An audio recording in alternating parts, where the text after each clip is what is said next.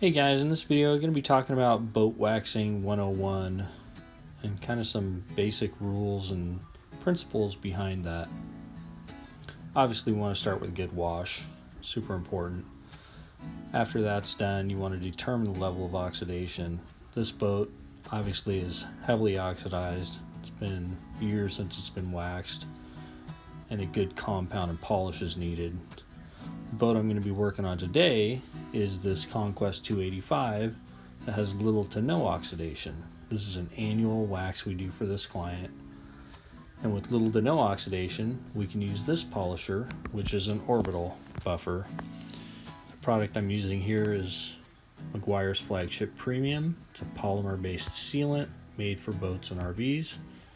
And for a good maintenance product, just to upkeep the shine and protect it, it's a great choice.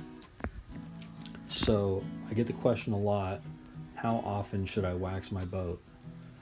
And that's kind of a difficult question. As a general rule, as a professional detailer of 27 years, I would say at a minimum once a year. But it really depends on your boat or your RV or whatever it is you're trying to maintain. Things that come into play are how often do you wash it? Is it stored under cover, like this boat? Is it months or years between the last time it was washed or the last time it was waxed? Kind of determining where is it at now. As far as different types of wax, a lot of times people think a wax is just going to be, a hand-applied paste wax or some other form of wax that they're used to. When a professional detailer comes out to wax your boat, it goes usually something like this. The customer calls up, says, hey, I got a boat, I want you to wax it. They have a particular thing in mind that is what they consider waxing. When I went to go do this boat, for instance, I talked to a gentleman who had a Bayliner 3788. We walked up, looked at his boat, and he told me, it's lived undercover all of its life, and it isn't oxidized. Well, to him, it wasn't oxidized. Because it had lived undercover, he thought it can't be oxidized, right? And then I walked up, looked at it, and sure enough, it was hazy and cloudy and not completely glossy and clear reflection like this boat that is not oxidized is. It was overall fairly shiny still. It was probably a 20-year-old Bayliner, but it was definitely oxidized. And the way to know if something is oxidized basically is look at the clarity of the finish.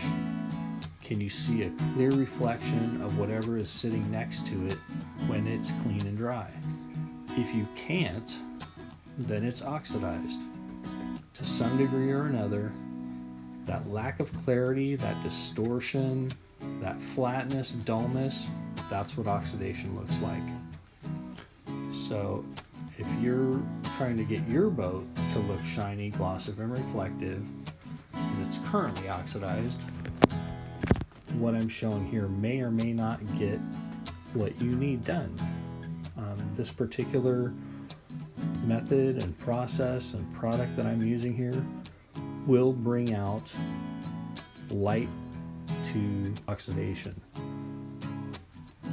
Anything more than that, you really need to go to what's called a rotary polisher with a wool pad and generally a compound or polish prior to a finished wax or sealant like is being used on this boat.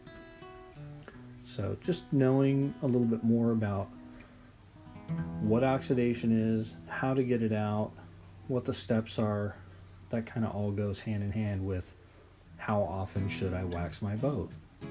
And so once it's at this level that this boat is at, generally speaking, a boat like this that's in really good condition, super clear, super reflective, very little to no oxidation that's apparent, once a year is fine. Again, this boat is undercovered, it's well washed, well maintained. That all helps to being able to do it just once a year. So hopefully that information has helped you. If you have any questions, any comments, feel free to leave them. And I hope you enjoy the video. If you're looking at, how to do this yourself as far as technique, you can kind of follow along. You'll see that I am basically working down one side of the boat, top and bottom, from the dock as much as I can reach, all the way, and then later on I'll do the same thing on the other side.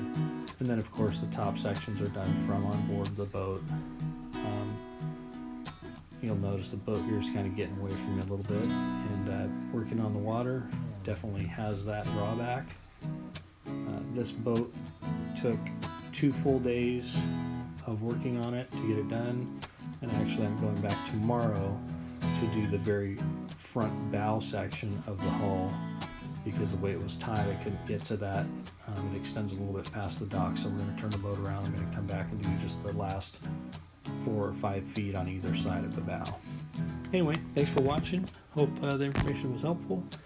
If not, or if you have a specific question, feel free to ask it. I try and answer every question that I can. And again, if you need detailing and you don't want to do this yourself, feel free to visit our website, leave a comment, whatever it takes to reach out to us. We'll get back to you quickly and help you out. Thanks. Have a great night.